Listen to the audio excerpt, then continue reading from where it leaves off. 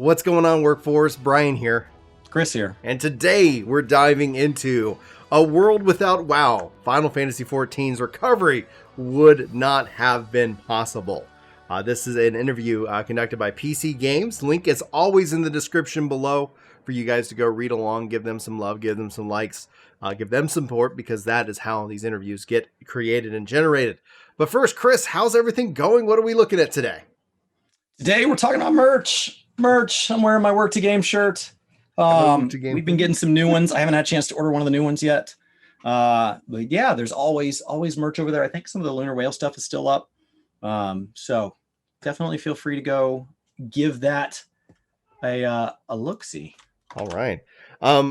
Before we dive into this, I just want to say thank you to all the Prime subs that people have been dropping on us. Be sure to be giving that Bezos money away to somebody over on Twitch. Could be anybody. Desperus, he does some streaming from time to time. That support goes well over a mile. That support helps us out, helps keep the lights on, and lets us keep making the content that hopefully you guys enjoy. So if you're new here and if you never thought about it, it's an option if you have Amazon Prime. And if not, we also have memberships starting at $1 as well, if you're curious to see if you want to find a way to support, get some emotes, and hopefully YouTube gives us more tools. I keep asking for more things that I can do for members over on YouTube, but we'll go and dive into the interview itself. Guys, this is a really, I think, telling interview. It comes right off the heels of our video that we posted yesterday, and if you're watching this live, that you just saw this film in real time. But beyond that perspective, I think this is a really good introspection as to 14 and the fundamentals that 14 just keeps getting right out of the gate. I'll go and start the kind of the part of this, Chris, and then if you would dive into the first question when we get there. So, like many of today's MMORPGs monoliths, 14 is barely recognizable compared to how it looked and played at launch. However, even by MMO standards, few games have undergone a transformation as drastic and as important. And I want to kind of talk about that for a second, because 14 and what was the No Man's Sky? Like, those are probably the two exceptions to the rule, and that's something that I think going forward I need to remember heavy in terms of any kind of failed launch, as to see Anthem. No, they canceled that. It is so much the exception to the rule, and I think even though I want 14 to be out of the shadow of 1.0, and it has become less so and less so over the years. At the end of the day, it is still something that it makes sense to call to, literally because of the fact that it's so rare and it's so exceptional what Square Enix did, both out of necessity, but also the fact that they were able to pull it off, and we're sitting here 8 years later talking about this. Anyway, so to summarize what the article says, 1.0 is a critical disaster, prompting an official apology from developer Square Enix, and standing in infamy as the rockiest launch in the series history. After replacing the development team, really the leadership, the dev team kind of stayed on and was energized, and they maybe brought in some more people. But Square Enix launched the game as 14: A Realm Reborn to commercial and critical acclaim, and the success has primarily been attributed to one man, director and producer yoshi-p. But as it's going to take a craft one of the best MMOs of the moment, with Realm Reborn now in its 8th year and eagerly anticipating a 4th expansion, Endwalker, coming out in November, they spoke with yoshi-p about the history of the genre, changing player attitudes, and his storied relationship with competitors like World of Warcraft. Chris, first question's yours. So the first question is, the past year has seen player numbers boosted as a result of people staying home during the global pandemic. How do you plan to keep this new generation of fans hooked? yoshi-p, our director and producer, says that yes, a huge number of new players started their adventures in Final Fantasy XIV, and we've continued to reach new peaks in terms of our active players. However, in the operations team, we've decided to refrain from any proactive PR campaigns during the pandemic and have intentionally been waiting for the situation to ease. I didn't want our players and supporters to feel as though we're taking advantage of the situation as a business opportunity while the world faces the danger of the pandemic. We canceled several campaigns, held back on PR activity, and placed full priority on our patch releases. Despite that, many of our players came together in-game to enjoy Final Fantasy XIV exactly because of its stay-at-home nature.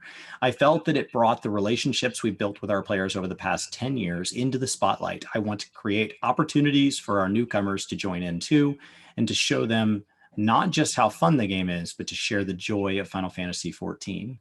That is a sharp contrast with games like Halo Infinite that released an ad campaign where I had cans of Monster that had Halo Infinite on the back, and the game didn't release.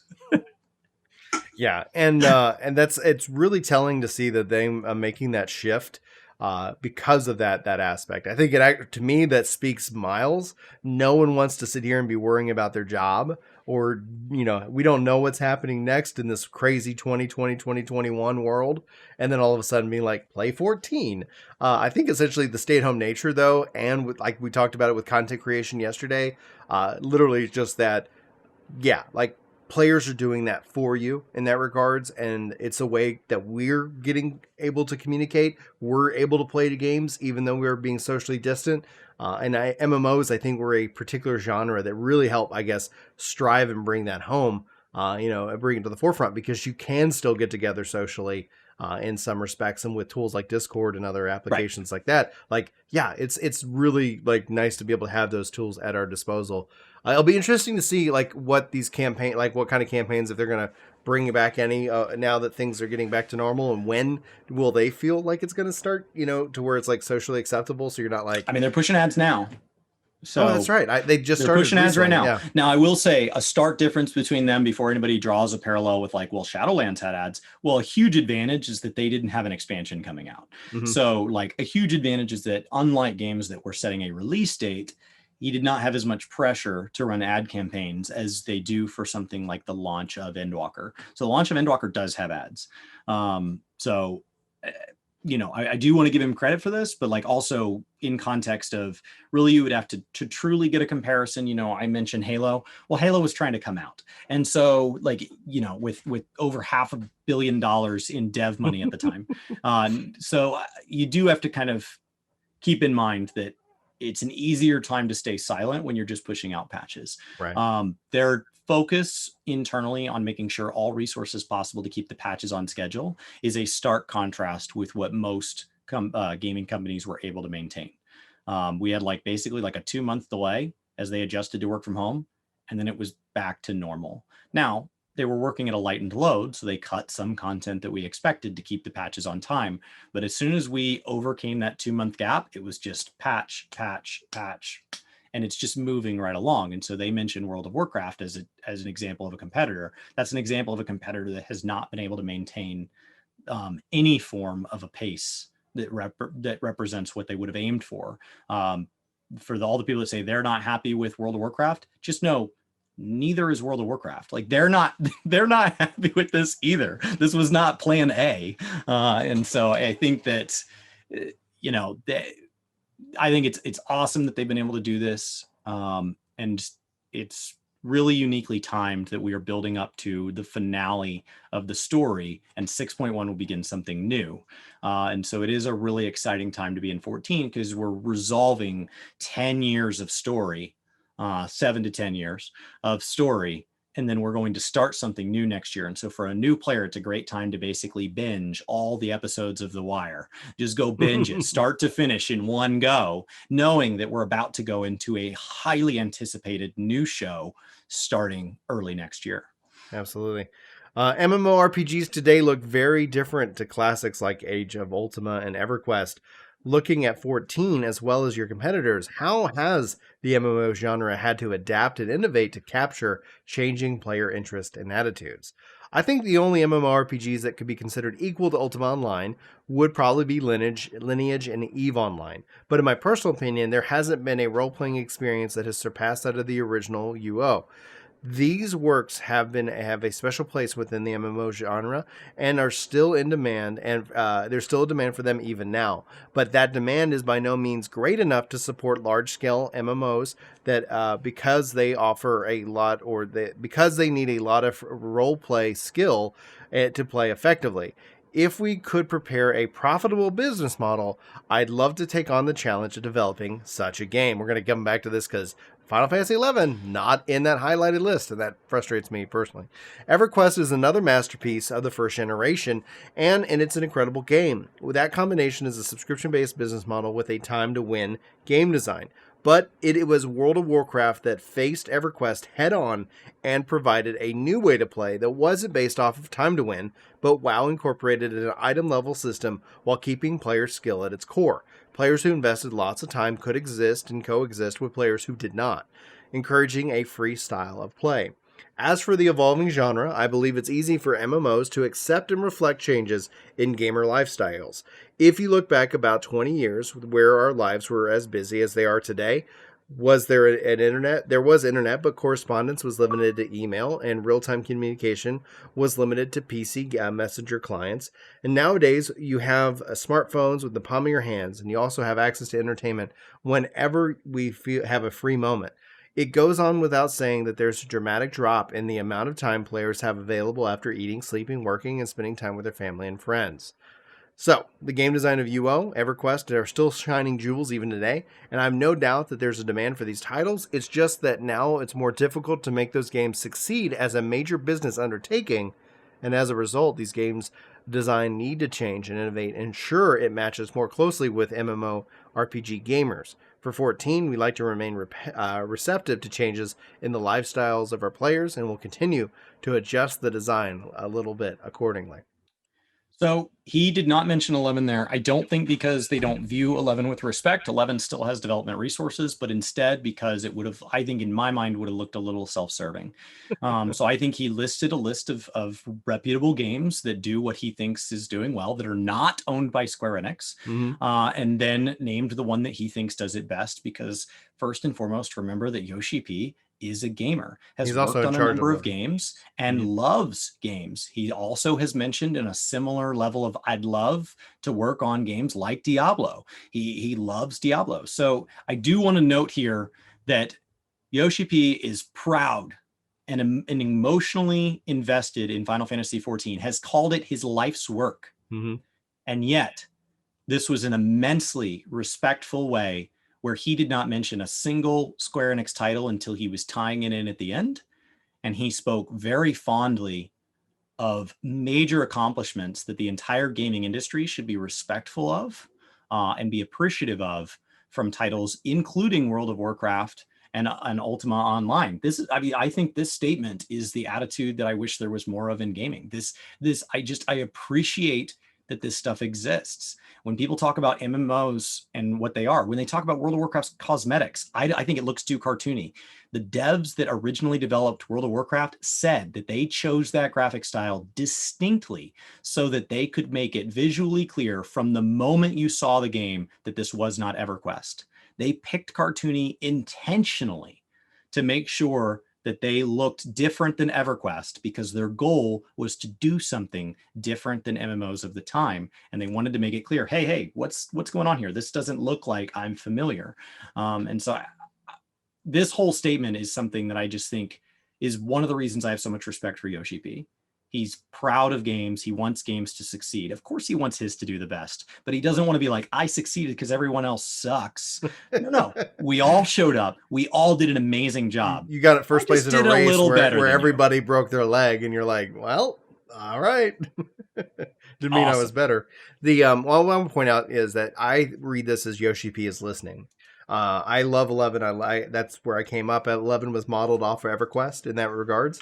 And so it has that hard, skill gate, that role-based, hard level of play that, like, when going and playing on a private server, like, you feel the positives and negatives of those design decisions where you can easily contrast those with modern MMOs. I see a wide range of feedback saying, oh man, I wish MMOs would go back to this style of model. And here Yoshi-P is saying, yeah, that feedback is there. There are players who want that. There are players on the 14 dev team that actually want that. They want that style of play. You see it brought into things like Eureka, Boja, to leveling varying levels of degrees of success, etc. But what that tells me, though, is that when you look at it from a business model, a sustainable model here in 2021, it's not actually, I think that it wouldn't do well as an MMO, personally speaking. I think it's like you also look at the entire market. Like, you're going to launch a what?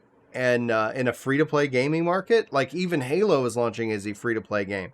Whether, like, we could all sit here and moan about like the positives and negatives of that aspect, but at its core, like it becomes that these games no longer exist in a bubble. So when we're talking about not just family, friends, sleep, work, but other entertainment options, I think it was Phil Spencer who said that his competitor is Netflix.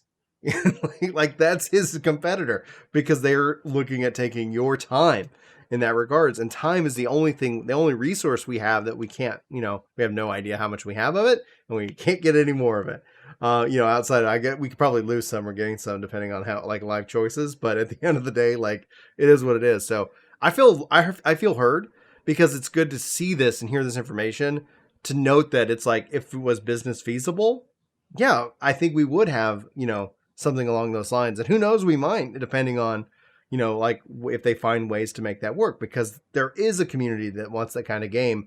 Final Fantasy XI Classic on private servers, WoW Classic is an example of that demand being fulfilled by somebody, either the company themselves or fans themselves.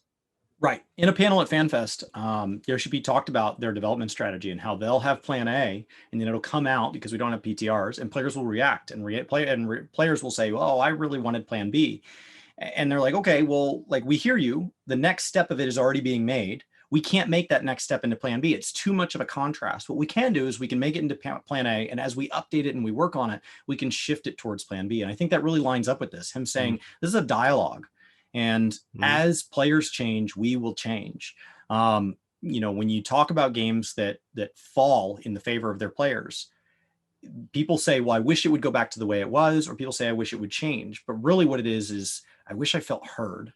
More so than splitting the player base between this percentage wants it to never, ever, ever change. And that's how they feel right now. And this player wants it to change. And that's how they feel right now. And they're ever shifting which players fall and which can't based on where this game falls in their life. I think yoshi-p saying, like, we want to make the game that fits you.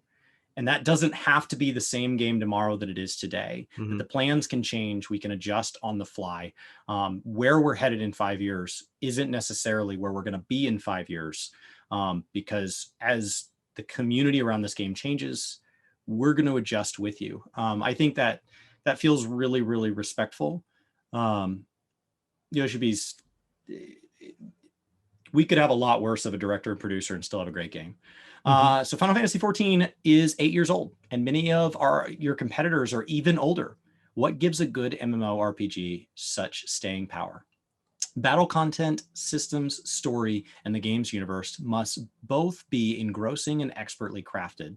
But I think the secret to maintaining a game's success is the support of a brilliant community. Developers should provide the player with a sense that they are really living in the world and that they belong there, helping them to feel at home when they log into the game. Of course, this is based on the assumption that the core development team is playing their game privately, like the general player base. If they didn't, they wouldn't be able to understand player feedback, and at some point or other, they end up as enemies from the community's perspective. The yoshi-p said that one of his core changes is that you have to be playing your game. He also made sure they went and played some other games, especially for reference during the rebuild, because yoshi-p was playing WoW at the time. You got to know what's out there on the market, but then you also have to live in your game, because the pain points that you have, chances are going to be pain points that the player has, and you might not understand the feedback. Now, I've seen people kind of comment about this section, Chris. Does this imply that yoshi-p is saying the WoW devs aren't playing their game? I don't think he would call anybody out that directly. Right. I think that what often this gets stretched into is the idea that because good games have devs that are passionate about their game, that bad games must have devs that are not passionate about their game. And I don't think that correlation is true, or you would literally just slash playtime all your devs, and then you would fire all the ones with the lowest playtime and the game would get better. But it's not that correlated. Like, oh, wow, they cleared Ultimate. They must be good Ultimate designers. I don't think it's that straightforward. I do think that passion for your product, in any art form, music, movies, games, painting, any of that. I think that passion for your art is important. It is not the only driver. Passion alone won't get you there. But knowing that people play their game is important. And so I don't know that he knows whether or not anybody's playing for another game. I do think that when companies like Blizzard come out and say, we're making this decision based on analytics, it appears very cold. it appears very, very cold. And it makes sense on its own, right? Like you and I get together Mm-hmm. and we're going to cook for 200 people. And I go, hey, I don't really like pickles. Do you like pickles? And you go, no, I don't like pickles. Oh, well, let's just not have pickles. Okay, well, what if people show up and they like pickles? That's not fair. And so it makes sense on a number standpoint to go, okay, well, let's just 20% of people like pickles. Let's put out some freaking pickles. It makes sense. But what ends up happening is when you present content and it feels like it doesn't talk to me, it's like, how can anybody not see what I see? And you say, well, the numbers say, are you even running Torghast? Are you even farming up your conduits? Do you do all your daily quests? How many alts do you have? That shouldn't be the single measure of a good dev, but it does feel like when they say Shadowlands is going to be an alt-friendly expansion, and then they require me to do a 10 or 20 or 30-minute intro to the Maw 12 times to get all 12 of my players through, and they require me to play the same opening Covenant quest line every single time, not because it's a new Covenant I haven't played yet, but because it's the same Covenant. I've already leveled up on another character, and I have to do it over and over and over. Where are you getting this word alt-friendly from? Are you playing your own game?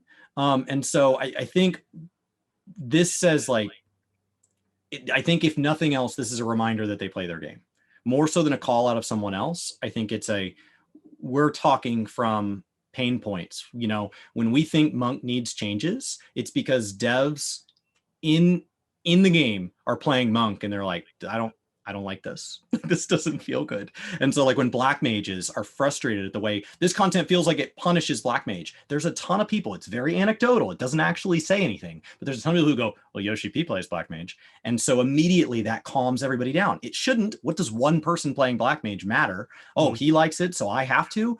But it does. It feels, it's perception. It feels good to know that when I'm having trouble getting into Castrum Latore, that so are the devs, right? That they're not waiting for the analytics. Well, the report hasn't come off the fax machine yet, so we can't fix Castrum. No. I tried to play last night and I played for 3 hours and I couldn't get into a single Castrum. We have got to fix this. If you guys have made it to this point in the video on YouTube, be sure to weigh in the comments whether you're pro pickle or anti pickle. Sound off. I love pickles. I don't know if you do. Do you like sweet pickles? Yeah, I like all kinds of my wife likes pickles, but not sweet pickles. I like all pickles in that regards. All pickles. All pickles. Now, spicy. He's not pickles? a picklist. He's not separating pickles into halves and halves. Now, sweet potatoes can burn in hell. Because I don't like sweet potatoes at all. Anyway, nice game. No sweet potatoes. No sweet potatoes. That's gonna be like the final boss. All right. We mentioned before that when we redesigned 14, that you looked at World of Warcraft as an example of a successful MMO. What aspects of WoW model did you end up to bring in 14? And he says, if there was no World of Warcraft, which is a game that we look as a great mentor of sorts and respect deeply, 14's strong recovery would not have been possible. The original 14 was a failure of unprecedented proportions, and I was entrusted with the duty of salvaging it. When talking to the lead to relaunch a failed project, I don't think that you can afford to have the type of game that you'd like to create in mind as your motivation. This is really key. But I was playing WoW, and I used that as a form of study. I deployed what I learned through the various teams, and together we used that in development. We really didn't have the luxury of bringing our own likes and dislikes. The main thing was that I wanted the game to be more story-driven MMO. There was a strong influence of 11 behind us, but with that being a Final Fantasy game, a strong story was naturally a must. That decision wasn't due to my personal taste, but because of the title's standing in the Final Fantasy series. And so what this says to me is that, especially when he talks about likes and dislikes, it's that they didn't have a third shot. You don't sit here and say unprecedented proportions. Yes. Like such devastation. Such devastation. You've run that so much that it's just so funny. The core of it though is that when you think about it, like, okay, here's the playbook. Let's stick to the playbook. And then once we've got a foundation and we don't have our wind knocked out of us, we can go forward. 14 hurt the whole brand of Final Fantasy 14. Not necessarily, I think, due to everything that it did. When you look at the people's reception of 13, like there was just like the sense of like, okay, has they lost their way? Do they even know what they're doing? And honestly, I think a lot of it was tied to like them trying to put 14 in it. Like, they didn't really understand what Final Fantasy was. 14 was a game that was trying to feel like it was set in the past and also trying to look to the future, and it missed on every conceivable notion. What I mean by that was there was like the stuff that was designed for the casuals, but it was so freaking hardcore. And then the stuff that designed for the hardcore was super, like, it was super casual in how it was timed out and measured. And it was like, some things were like, oh, that was really easy. Now you have to wait a week before you can do the next step. And like, it just didn't work, obviously. But I think essentially when you're going and you're modeling it off of a game, it's not the time. They don't have the luxury of especially over relaunch, of building out a game that yoshi-p wants to make. I think he's like, okay, we got it. We have to deliver what people will be comfortable with, especially when you look at the current WoW refugees coming into 14. Like, there is a sense that they're not having to relearn keybinds. In 1.0 and even in 11, the keybinds are not set up like they are in World of Warcraft, making it, how do you play this game? Well, you don't move with WASD, that's for sure. Like even to that degree where it's like, okay, I don't even know how to get around. Like, you're not going to sit here and convert. Whether or not you like it, there are things that become the standard. Mm-hmm. And now that they're the standard, WASD is a standard. And it doesn't really matter who did it first or who popularized it. That's an interesting thing for a history-based YouTube video.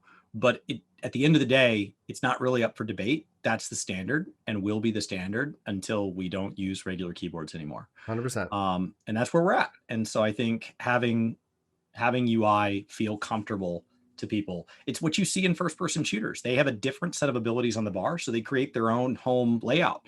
But they almost always, right there in the settings, have other layouts that are, popular things that allow you to immediately go to layouts on your controller from other popular shooters, and you can immediately go to bumper jumper and all these other things because that's where you're comfortable. So I think access has been one of the things that I really admire about this. I think him saying it needs to appeal to people, it needs to be true to Final Fantasy. This is native controller and native keyboard. This runs on PlayStation and PC. Later Mac. This one day Xbox. And so I think the fact that he's been willing to bring it to so many people and keep it so wide appealing is really amazing. The fact that they play it so they're aware of our concerns, but that they're not just designing it for them. It's a balance, right? We want them to they're the talented devs. They're the ones that did this. So I don't necessarily want them to listen to me directly. They know better. They know what I want more than I do, as evidenced by the fact that they've made a game this successful. But at the same time, like, I don't want them to be like, well, we know so much better that you think you do, but you don't. That's where you can get yourself into trouble, when you start to trust your ego so much that you don't think, you're going to treat your players as children that are trying to set their own bedtime. It's like, well, no, that's not how this is going to work. Like, at some point you have to say, okay, I want to know what you want, and I have to trust the words out of your mouth at least a little bit. Yeah, 100%. All right. How much do you still look to your competitors for inspiration? Do you try to learn from other games inside and outside of the MMO space, or do you try to forge your own path? I'm always keeping an eye on World of Warcraft, Diablo, and Overwatch, but that's because I'm a Blizzard fanboy.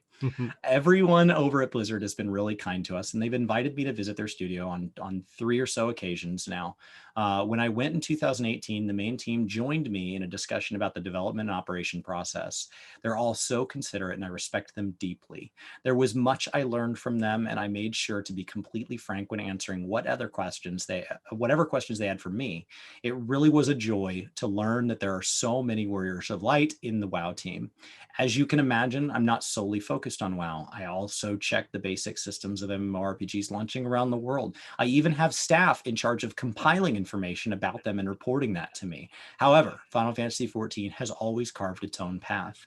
We sometimes worry about what direction to take in a few years' time. We have plans, but it goes without saying that the details of what we're considering are all top secret.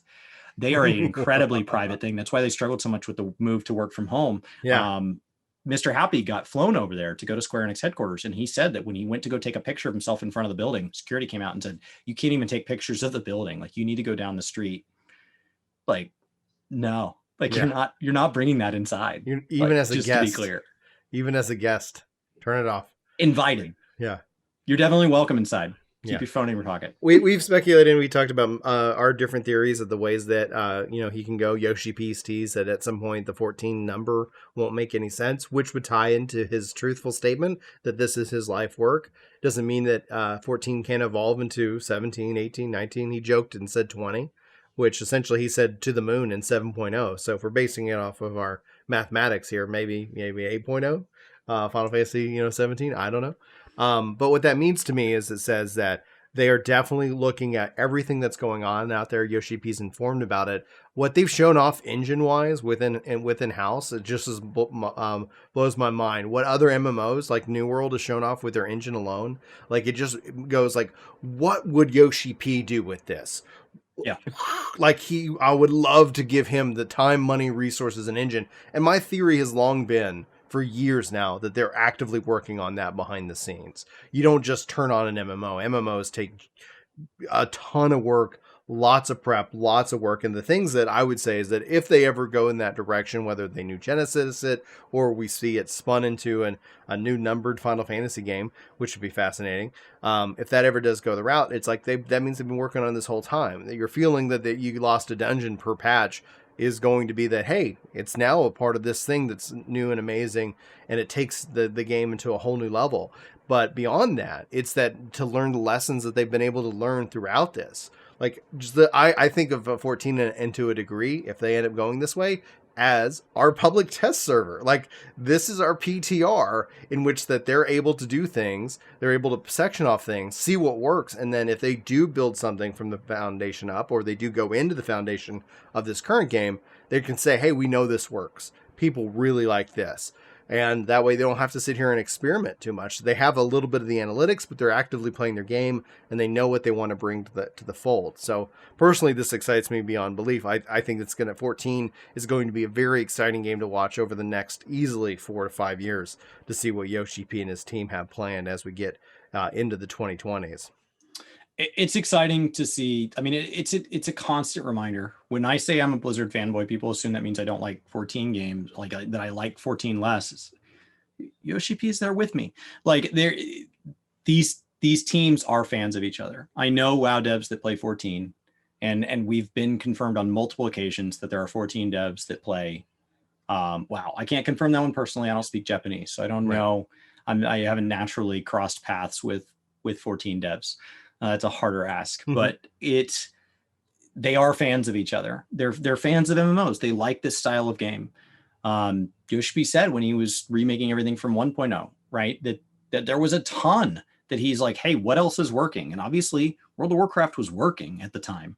And so like, obviously you're going to go say, hey, what are they doing that's making money? Because we're not making money. Right. And so go distill that down and say, hey, what of that applies here? Not everything's going to apply. You don't want a carbon copy of these games. But is there anything they're doing that we could do our own take on that would fit well in our space? And it goes both ways. It absolutely goes both ways. It's fascinating to think that, when we've heard of these visits, these mysterious visits, when the team goes over there, and like I just picture them doing the like having 8 or 10 computers up and like, hey, come run this raid and just see how they do. Like I just think it'd be so fascinating. A crossover event between these two games would be like, just put it right there on my bucket list. That'd be so good for Chris. We know, and we were out when we were at FanFest, we met so many Blizzard people who work for Blizzard who were invited to FanFest by Square Enix, and they were like, hey, they actually knew who we were. So sorry for that little like humble brag, I guess. I don't know. It was just really thrilling because even we didn't know who we are. It's like we were just like, I don't know if anybody's gonna know who we are or care about it. And it was. Do you mind telling us? We haven't made up our mind yet. Yeah, but I was like, really, it was exciting to have and meet various Blizzard devs out there who played on controller and who enjoyed Chris's opinions on WoW and things like that. So it was really exciting to see them. So if they're watching this video, hello, we love you guys. Hopefully we'll be together at the next FanFest. But 14 has a huge cross-market appeal. Do different audiences across the world have different expectations about the game, or do they expect different things based off of the East or West? It goes without saying there'll be a certain degree of varying culture preferences due to the different environments in which people are brought up. Despite that, though, 14 has the opportunity to directly communicate with players across the globe and feel that there's essentially no difference in expectations. Everyone loves games. Everyone loves being a part of a community. What everybody wants great, amazing gameplay experiences. Being able to create entertaining titles and bring smiles to the faces of gamers, including myself, is why we play them together. As is what drives him.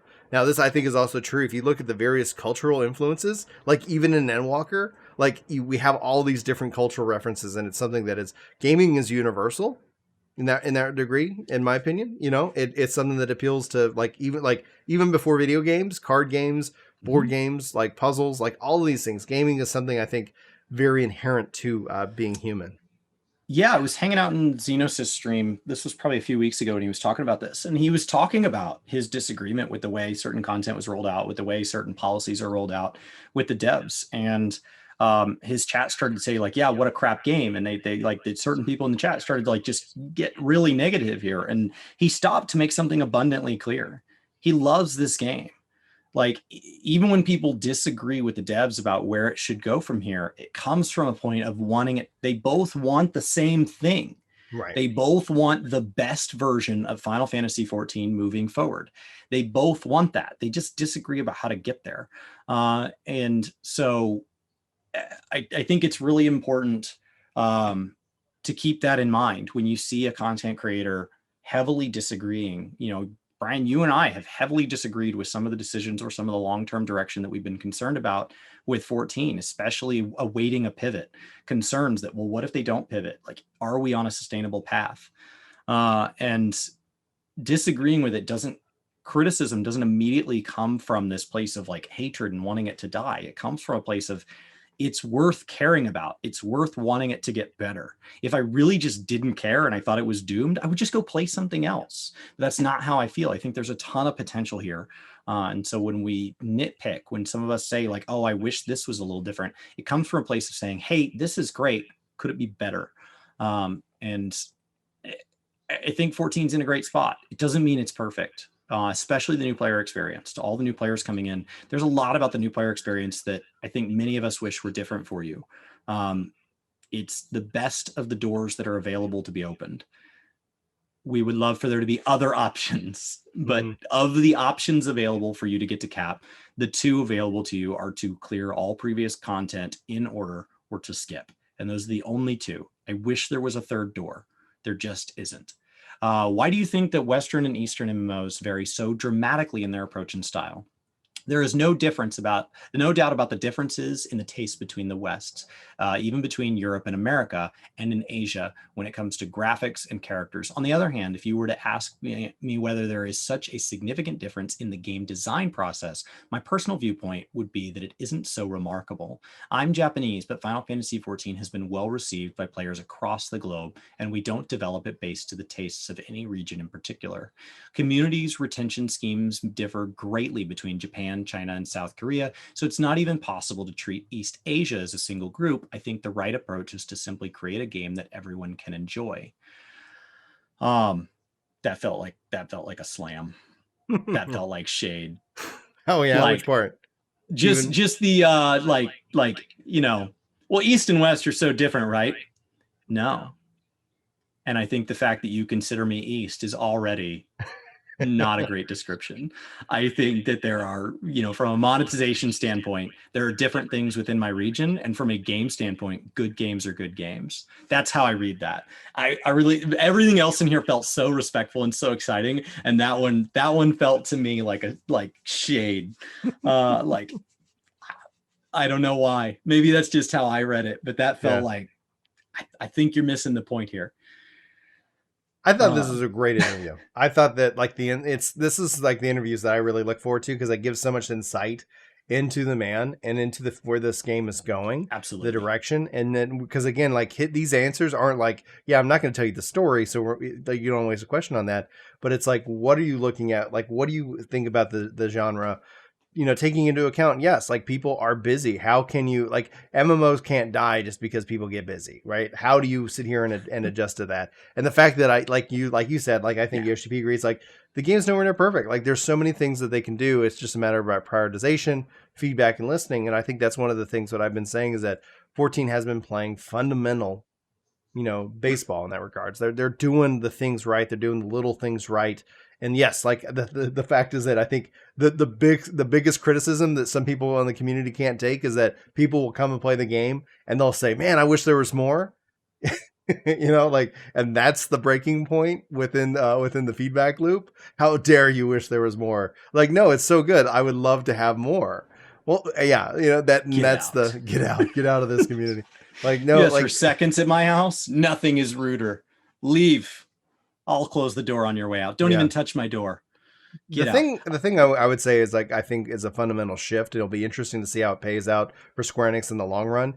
Is yoshi-p's removing bonus structure tied to Metacritic? I think essentially maybe that has probably been a cancer, where all of a sudden you start trying to play min-max on, we shouldn't tell this story, or we shouldn't do this because somebody's going to review bomb us or something of that nature. And it's like getting away from your incentive structure tied right into that aspect. All of a sudden your incentive structures, they made a great game, and if somebody wants to review bomb you, who cares?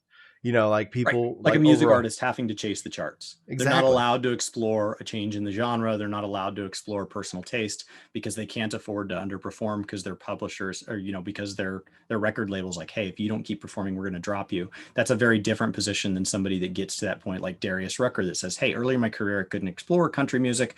I loved country music and I loved rock music. Rock is what was paying the bills. And now at this point in his career, he gets to jump wherever he wants. He gets to go do whatever he wants. And that's just a drastically different direction. Honestly, an incredible musician, by the way. Yeah, was listening to him just yesterday. We listen to a lot of country here in this household, so he comes up quite a bit. So Elliot, thank you for the interview. Elliot, we do appreciate it from PC Games. Elliot, his bio says that he has a healthy obsession with World of Warcraft. And so I do wonder if he has tried the critically acclaimed free trial, the free trial to the critically acclaimed Final Fantasy XIV, now including Heaven's Word, all the way to level 60. Absolutely. I was trying to make sure Morglim with 10 gifted subs to the community while we were filming. So many new follows. We had a whole hype train in there. Yeah. Somewhere. He Quincy gifting a sub, and then a whole bunch of new follows. Guys, thanks so much for hitting the follow button. If you're here on YouTube, be sure to like, favorite, subscribe, share. And if you guys have your Amazon Prime, if you want to support us for free, you can always jump over to Twitch and drop that over and say hi to Chris. He's live Monday through Friday, 8 a.m. to 2 p.m. Central Time. I join him to film Monday, Wednesday, Friday, and who knows? Right now my streaming schedule is kind of currently off as I've been doing a lot of work and got a lot of work stuff going on. But that all being said, if you guys ever feel like, thank you just so much for watching our videos, and that in and of itself is so much support. So we do appreciate all of you guys who are here with us live and or watching these videos here on YouTube as well. So Chris, any final thoughts before we wrap this epic video? No, this is probably the first place to shout out that this Friday I'll be on Jebro's podcast talking about what it's like to be a new player in Guild Wars 2. So I'll try to mention that one earlier in some videos throughout the week so we can put it right at the end. People over there. So stream will be ending on Friday, 30 minutes early so that I can go over to that podcast live. So we'll be raiding over there. If you want to come hang out, watch me play Guild Wars that day, and then go over and talk with I don't know who all's with me, but I know he has a lot of guests like Rook from Bird of Chess fairly regularly. So I don't know what his regular panel is. I've tuned in sometimes. Enough that he knew who we were and was like, hey, if you're trying out the game, you want to come talk about it? Yeah. Perfect, man. Looking forward to Chris's first guest appearance solo, I guess, because you and I've guested a couple podcasts, unless you Moonlight podcast more than I know. Guys, I'm excited. I'm going to be checking that out. Anyway, that's going to wrap it up for this video. For Work to Game, my name's Brian. My name's Chris. Thanks so much for watching. Hopefully you have a fantastic day, and we hope to see you next time. But until then, take care.